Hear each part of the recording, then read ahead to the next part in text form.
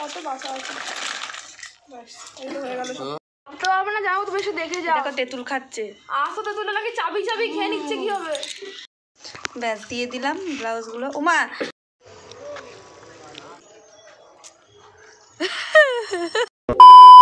Hey guys, good morning and welcome to my channel. তোমরা সবাই কেমন আছো? আই হোপ তোমরা সবাই খুব ভালো আছো, আর আমিও খুব ভালো আছি। তোমাদের সকলে ভালোবাসা নিয়ে আজকের ব্লগটা স্টার্ট করছি, তো ব্লগটা তোমরা কন্টিনিউ দেখতে থাকো। আজকে যাব হচ্ছে বাপের বাড়িতে, কারণ আমার মামি শুদ্ধ সবাই এসছে, মামি আর মামারা এখনও আসেনি, মামারা দুদিন পর আসবে। আর মামি শুদ্ধ কাল অলরেডি চলে এসছে বাড়িতে, তো আমাকে ফোন করছে সকাল সকাল যাওয়ার জন্য। তো সেই জন্য সকালে ঘুম থেকে উঠে দেখতেই পেলে ঘর দুয়ার সব পরিষ্কার করে নিলাম, তারপরে যে স্নান টান করে নিয়েছি, স্নান করে এখন সিঁদুর পরে নিচ্ছি, আর এখন হচ্ছে পুজো দিয়ে নেব।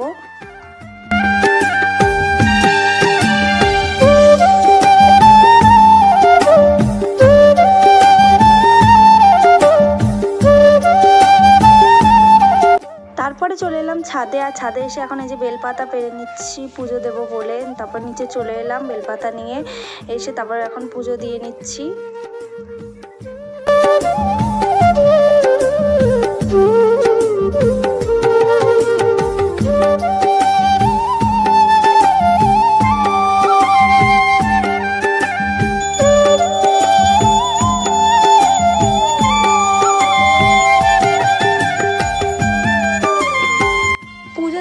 রেডি হয়ে নিয়েছিলাম, সেটা তোমাদের দেখানো হয়নি। এই যে এখন টোটোতে আছি, চলেও এসেছি বাড়িতে।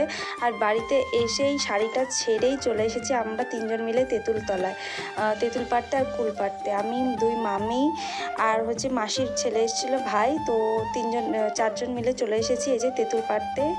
আর দেখো মামি কতগুলো তেঁতুল নিয়েছে গামছার মধ্যে, তেঁতুল কুল দেখেই লোভ লাগছে।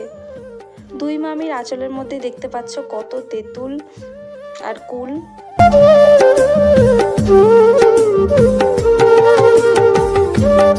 তারপর বাড়িতে চলে এলাম তেঁতুল আর কুল নিয়ে, এখন বাছা হচ্ছে দেখো।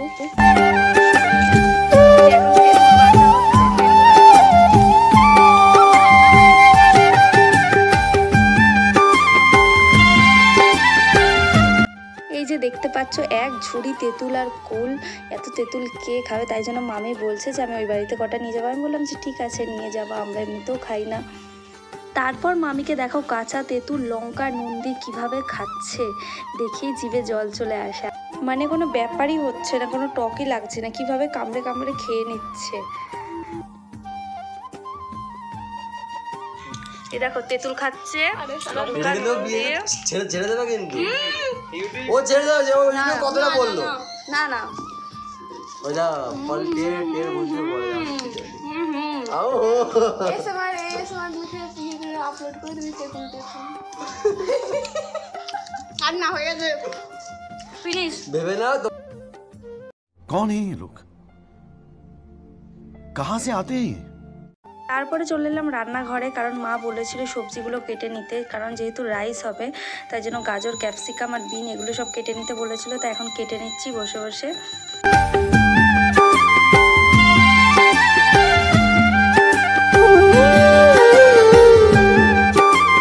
এই যে আমার সব কিছু কেটে নেওয়া হয়ে গেছে, মাংসর জন্য সব কিছু কেটে নেওয়া হয়ে গেছে, আর এদিকে মা ভেজে নিচ্ছে এক এক করে সবজিগুলোকে।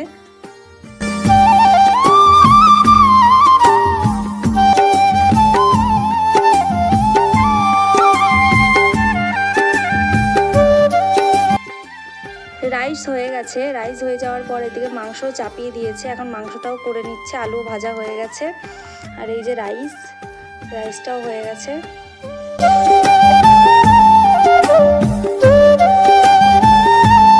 এখন আমরা সবাই মিলে এখানে বসে কষা মাংস খাচ্ছি, আর সবার মুখের সামনে ফোনটা নিচ্ছি বলে আমাকে বারবার করে বকা দিচ্ছে, বলছে ফোনটা সরা নয় ভেঙে দেবো।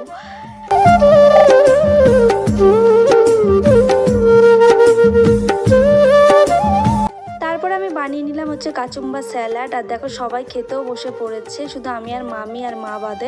কারণ আমরা পাশের বাড়িতে গেছিলাম, কিছু জামা কাপড় ছিল সেগুলো সেলাই করতে দেওয়ার জন্য, মানে ফিটিংস করতে দেওয়ার জন্য, তো সেই জন্য সবাই বসে পড়েছিল খেতে। আর এখন আমাদেরকে মা বেড়ে দিচ্ছে, এখন আমরাও খেয়ে নেব।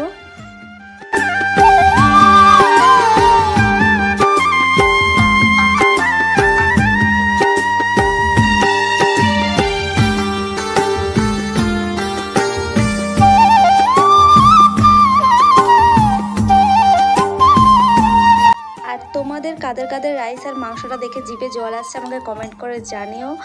আর যাদের জিভে জল আসছে তারা আমাদের বাড়িতে চলে আসো, তোমরা অবশ্যই পাবে। তারপরে আমরা খাওয়া দাওয়ার পর শুয়ে এখন গল্প করছিলাম।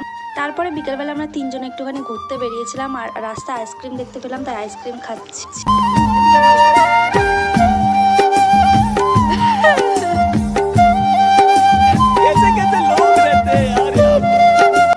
আর আমার মামির কাণ্ড দেখতে পেলে আমরা চামচ দিয়ে আইসক্রিম খাচ্ছি, আর আমার মামি কি দিয়ে আইসক্রিম খেলো চামচ না থাকায়।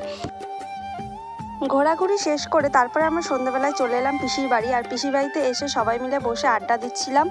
আর আমার এই মামি দেখতে পাচ্ছ মুড অফ হয়ে গেছে, সেই জন্য মামিকে হাসানোর জন্য এখন ফোনটা খালি মুখের কাছে নিচ্ছি যাতে হাসে। তো দেখবা হেসেই দেবে।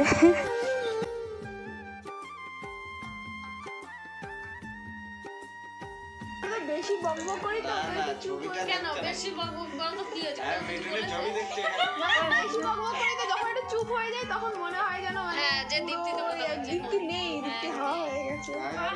খাই দে খাই হা করে খাই দে। পিসির বাড়ি থেকে বাড়ি চলে এলাম আর বাড়িতে এসে তারপর খাওয়া দাওয়া করে সবাই মিলে শুয়ে পড়েছিলাম। তো ভিডিওটা এখানে এন্ড করছি। ভালো লাগলে like comment share and subscribe করে তোমার চ্যানেলটাকে দেখাবে নেক্সট কোনো ভিডিওতে। তো চলো টাটা।